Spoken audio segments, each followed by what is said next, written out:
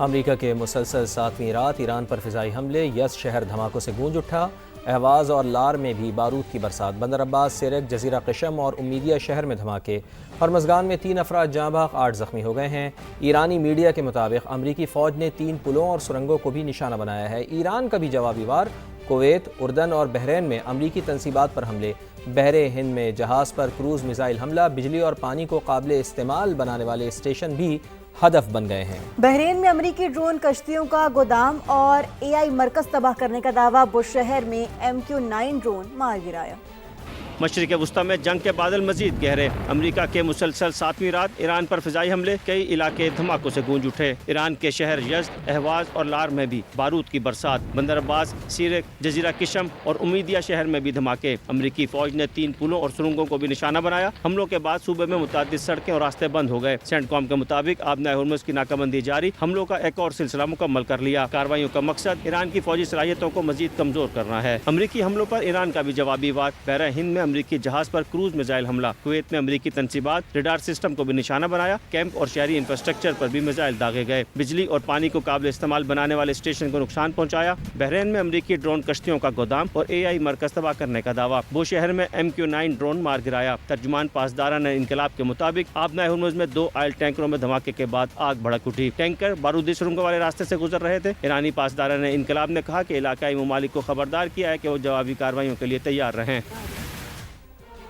मुज़ाकरात और जंग साथ साथ चलने की पॉलिसी खत्म, हमले मजीद 2 से 3 रोज तक जारी रहे तो ईरान भी तबले जंग बजा देगा। सुप्रीम लीडर के मुशीर मोहसिन रज़ाई ने वाज़ेह कर दिया। वज़ारत ख़ारजा के तर्जुमान इस्माइल बकाई ने अमरीकी हमलों को जंगी जुर्म करार दे दिया। कहा ईरानी अवाम पहले से कहीं ज्यादा पुरअज़्म और मुत्तहिद हैं। सफ़ाक दुश्मनों को सख्त जवाब देने के लिए पूरी तरह तैयार हैं। वज़ीर ख़ारजा अब्बास अराग़ची बोले, शोहदा का खून रायगा नहीं जाएगा, आखिरी सांस तक वतन का दिफा करेंगे। ईरानी मीडिया ने हरमज़गान में शहीद 8 अफराद की तस्वीर जारी कर दी।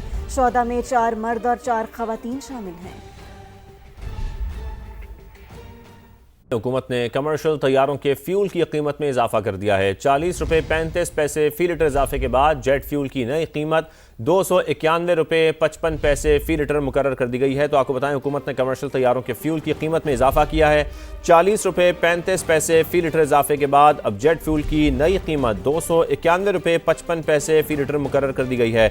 जेट फ्यूल महंगा होने से हवाई सफ़र के किराए बढ़ने का इम्कान है। आपको बताएं कि आलमी मंडी में तेल की कीमतों में इजाफे के बाद जेट फ्यूल महंगा हुआ है। एविएशन ज़राए का यह बताना है। जेट फ्यूल की नई कीमत 291 रुपये 55 पैसे फी लीटर मुकर्रर की गई है।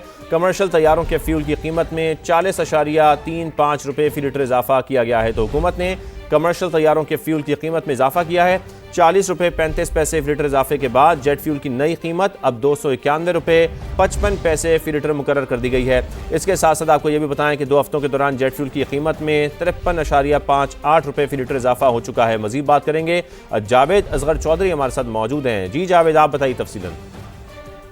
जी बिल्कुल, ऑयल की कीमतों में इजाफे के बैन अवी सतह पर इजाफे के बाद हवाई जहाज के फ्यूल की कीमतों में भी इजाफा कर दिया। और इस ज़माने में दस्तियाब तफसीलात के मुताबिक कमर्शियल तैयारों के अंदर जेट फ्यूल की कीमत में 40 रुपये 35 पैसे फी लीटर इजाफा कर दिया गया, जिसके बाद नई कीमत 291 रुपये 55 पैसे फी लीटर हो गई है। और इसके साथ साथ एयरलाइन की जानिब से हवाई सफर महंगा होने का भी इम्कान बढ़ गया है। 2 हफ्तों के दौरान जेट फ्यूल की कीमत में फी लीटर 53 रुपये 58 पैसे इजाफा हो चुका है।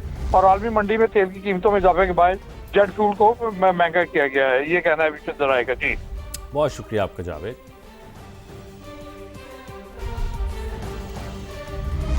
और अब ये खबर कि पाकिस्तान को गुज़श्ता माली साल के दौरान 16 अरब डॉलर से ज़्यादा का बैरूनी कर्जा मिला। IMF से मिलने वाले फंड्स की इसके अलावा हैं।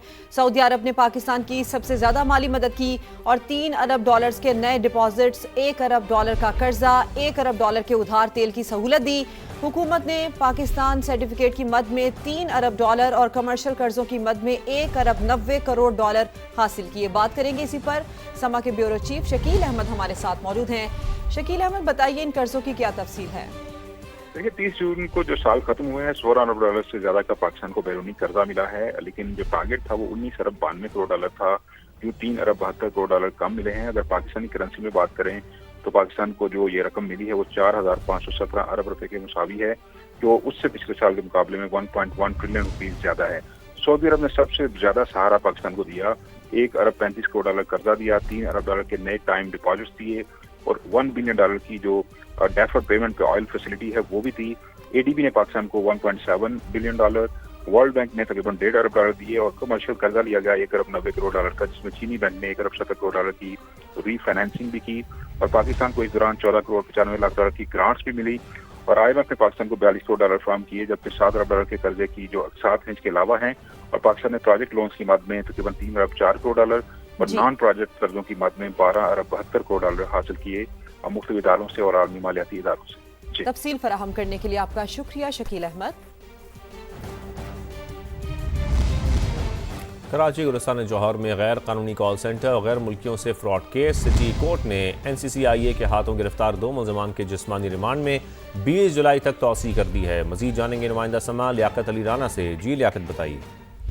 देखिए, NCCI ने कुछ दिन पहले गुलिस्तान जौहर में एक कॉल सेंटर पर छापा मारकर हैदर, इमरानी और अयान को गिरफ्तार किया था। आज इनका जिस्मानी रिमांड खत्म होने पर दोनों मुल्जिमों को दोबारा जुडिशल मजिस्ट्रेट ईस्ट के रूबरू पेश किया गया, जहां तफ्तीशी अफसर ने अदालत को बताया कि मुल्जिमों से बरामद होने वाली डिवाइसेस से ये साबित हो रहा है कि वो गैर मुल्कियों के साथ माली फ्रॉड में इन्वॉल्व हैं। मुल्जिमों के दीगर साथियों को गिरफ्तार करना है, इनसे तफ्तीश मुकम्मल नहीं हुई, लिहाजा इनके जिस्मानी रिमांड में तोसी की जाए। अदालत ने तफ्तीशी अफसर की दरख्वास्त पर जिस्मानी रिमांड में तोसी करते हुए 20 जुलाई तक दोनों मुल्जिमों को FIA NCCI के हवाले कर दिया है। जी सही, बहुत शुक्रिया आपका।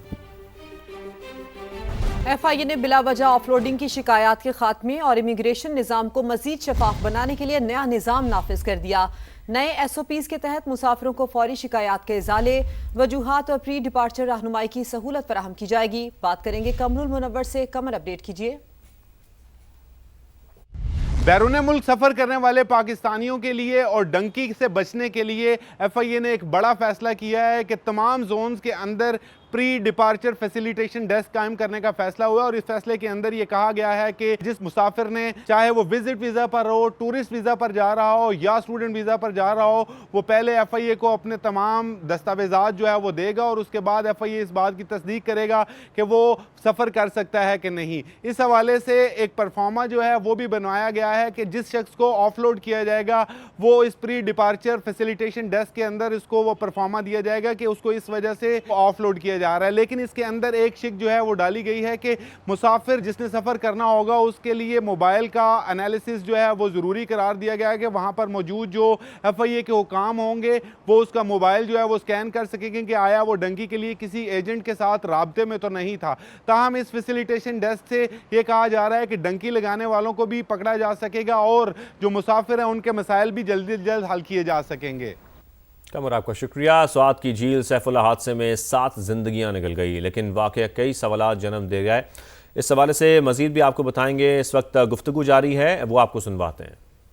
गिरगा हुआ था जो हमारे फाटा और पाटा के टैक्स के हवाले से था, वहाँ पर भी मैंने सूबाई हुकूमत से बात की है कि आप जो है वफाकी हुकूमत के साथ कोऑर्डिनेशन में रहें और जो है इसके साथ बातचीत करें, क्योंकि वफाकी कोऑर्डिनेशन के बगैर हम यहाँ पर ऑपरेशंस और ये चीज़ें नहीं कर सकते हैं।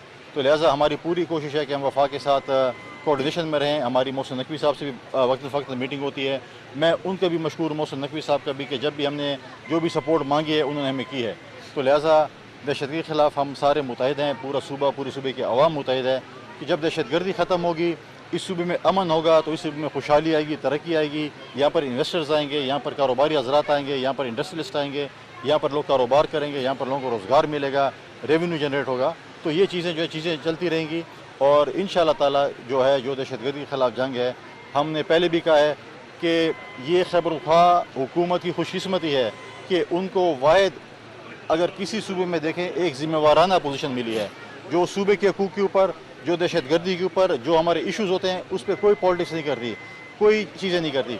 मैंने पहले भी PTI के दोस्तों से कहा है कि आप यहाँ पर बात करते हैं कि वफाक ये कर रहे हैं, आप जाएँ अपनी स्टैंडिंग कमेटी से आपने इस्तीफ़े दिए हैं। स्टैंडिंग कमेटी जो है वो रीड केडी होती है पार्लियामेंट की, आप वहाँ पर जाते नहीं हैं। जब संजीदा गुफ्तगू होती है वहाँ पर आप तूतियाँ और बाजी और डेस्क बजा रहे होते हैं। जब डिबेट होती है, डिबेट जो पार्लियामेंट में होती है उसमें आप हिस्सा लें, आप कमेटीज़ में हिस्सा लें ताकि अपने सूबे के लिए आप आवाज़ उठा सकें। हमारे वकील तो सूबे के बदकिस्मती से आप लोग बने हुए हैं। अगर आप लोग बने हुए हैं और आप वहाँ पर तूतियाँ और बाजी और शनाइयाँ बजाएंगे तो हमारी आवाज़ कहाँ जाएगी। आज आपने देखा कि पहले गंदम का इशू आया, पहले CNG का इशू आया, हम सब पॉलिटिकल पार्टीज अपने सूबे के इशू के लिए इकट्ठे हुए, हमने चीज़ें हासिल की। आज मैं समझता हूँ कि कल मैं अप्रिशिएट करूँ, जहाँ पर अप्रिसिएशन होगी जिसकी मैं करूँगा, कल मैं सूबाई हुकूमत को और चीफ मिनिस्टर को अप्रिशिएट करूँगा कि तमाम पॉलिटिकल पार्टीज़ गई। हमने कहा कि हम अपना टैक्स का मुकदमा वफाक के साथ लड़ेंगे, लेकिन हम पहले अपनी तरतीब को ठीक करें कि हमने क्या किया है। हमने जो कैपरा का टैक्स लगाए हुए, हम टैक्स वसूल कर रहे हैं और वफाक से कह रहे हैं टैक्स आप ख़त्म कर दें। तो उन्होंने पहले ही गो में कहा कि हम अपना टैक्स जो है अगली कैबिनेट की मीटिंग जो भी एजेंडा होगा उसमें रखेंगे और वो करें। सीएम ने खुद कल अनाउंस किया कि सूबाई हुकूमत ने अपना सारा टैक्स, हालांकि वहाँ पर ऐसी चीज़ें भी थीं जैसे सरीना होटल है, पीसी है या KFC है या मैकडोनल्ड्स हैं, उनके टैक्स भी आ रहे थे। हमने कहा वो भी आप माफ़ करें ताकि वफाक के पास कोई बहाना ना हो। सारे टैक्सेस जो कैपरा के उन्होंने कल अनाउंस किया कि माफ़ करेंगे। इखलाकी तौर पर मैं समझता हूँ कि हमारी और सूबाई हुकूमत की फतह हुई है।